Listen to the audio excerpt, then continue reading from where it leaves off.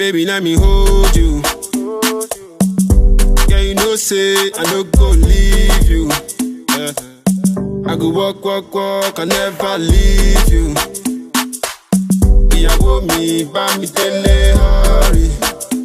I say hurry. I like your style and you know this. Other them boys, them you know this. I like your style and you know this. Other them boys, them you know this. I like your style and you know this. Other them boys, them you know this. I like your style and you know this. Other them boys, them you know this. Man, girl, show me your style. Show me your. Man, girl, show me that your style. Proverbs 18:10. The name of the Lord is like a strong tower. The righteous run into him and they are safe.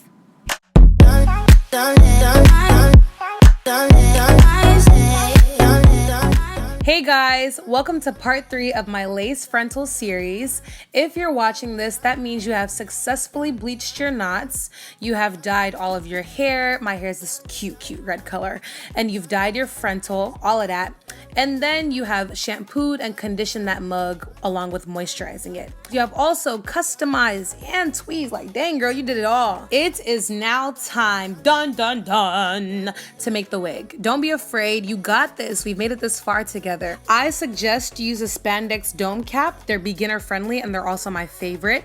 I also suggest you don't use this beauty supply elastic band. It's weak. I will stick to my Walmart one, thank you very much. This tool I got from Sally's is also great. It helps hold the mannequin head up. It was $6 and it's easier than making a wig in your lap. That's the mannequin head I'll be using. I only put this one on camera because it was pretty. Make sure you have multiple needles and plenty of thread. Lastly, you'll need this white makeup pencil and then some clamps to just hold the hair in control. I am using UNice hair from AliExpress. I have a 13x4 ear-to-ear frontal and Brazilian body wave bundles in 26, 24, 22, and 20, baby. That's the last time I have to say that. But yeah, I'm gonna just put on the cap and make sure those two lines are aligned in the front. Then I'm going to take the frontal and position it to where I want it to be on my head. Now, no matter how big or small your head is, a frontal is meant to fit everyone. So I'm going to put the hair behind my ear where I want my sideburns to be. And then using that white makeup pencil, I'm going to make a marking on the cap where my ear and the frontal meet. I did that to both sides and you want to make sure they meet up. Then I'm gonna form a little ponytail with the frontal on my head and I'm gonna mark where, the frontal has its end in the middle of my head so I can know where to sew it in. Now you're gonna put the cap on the mannequin and you're gonna align those white dots together. Then you're gonna take a T-pin and you're gonna pin those white lines down everywhere. And at this point, the frontal should lie down flat. It usually works out perfectly. I used about 5 pins all around the head. Now the front is gonna look weird, okay? It's supposed to look weird. It should not be flat at all. It's gonna have this little weird, flappy flap in the front, and that's okay. Once you've got all that engineering, mathematics, proportioning done, the hard part is over and you're ready to start sewing. I'm basically just sewing the frontal down and removing the pins as I go.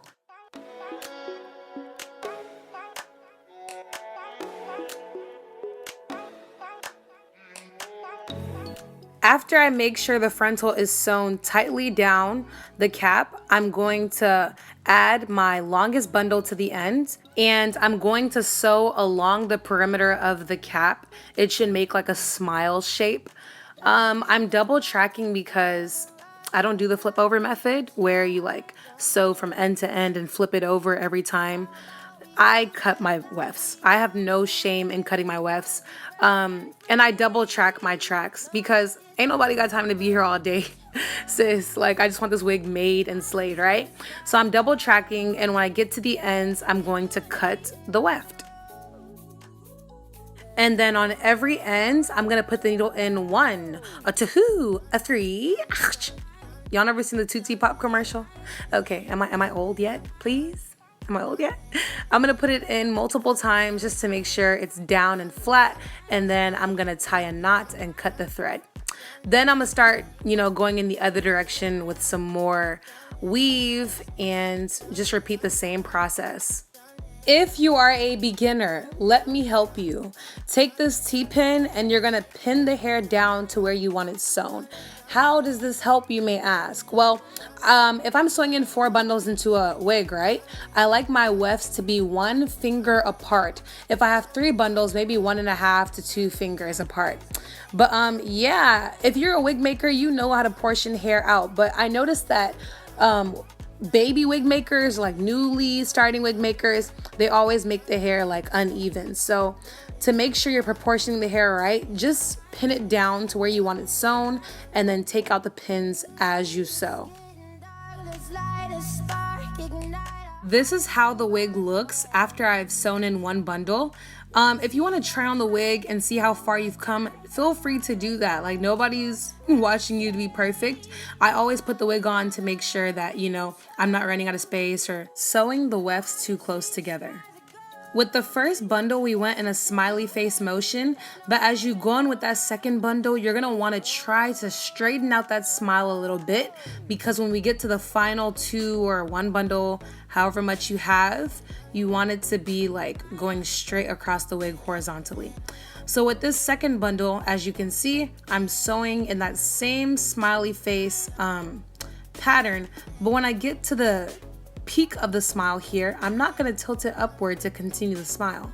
I'm going to tilt it a little downward, and I'm going to end up cutting it short.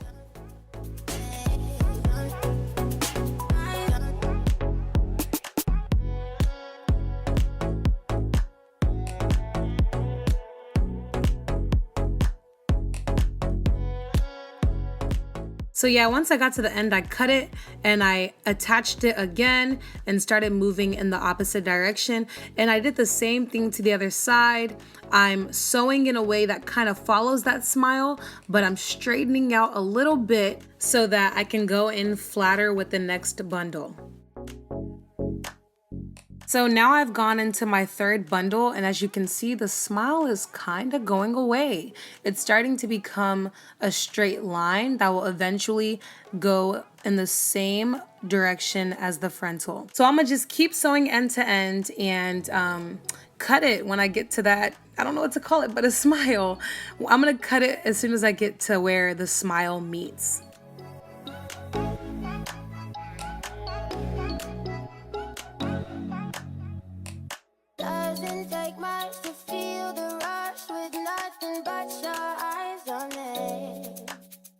And then I have now gotten to the last bundle.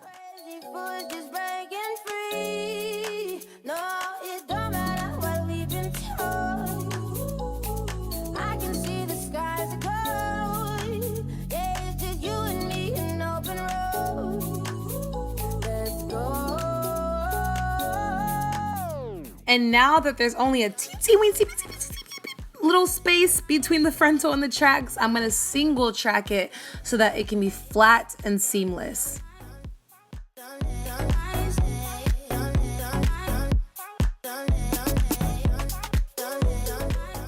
You're gonna take your scissors and you're gonna cut off that excess piece of cap where the frontal was not sewn down. And you're not gonna cut too close to the thread, because then everything will unravel and your whole life will fall on the floor. Seriously. So take your time when cutting as well. So once I put the frontal on, I'm gonna cut off any higi haga that is itching my ear, all that extra lace, I'm gonna just cut it off. And I don't make an extra, piece for my sideburns. I kind of just let the frontal take its course naturally.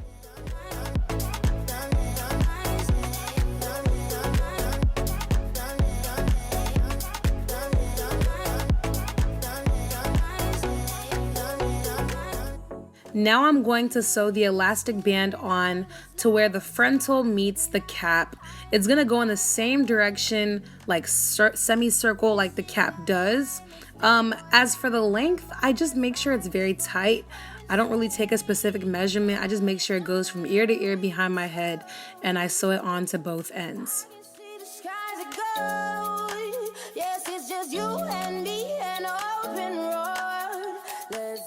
So we just did the impossible. We just slayed a frontal wig. See, that wasn't so bad. Now it's time to install it. See you in part 4. Oh,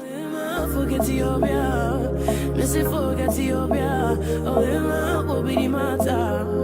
Me say what be the matter? Oh, you forget your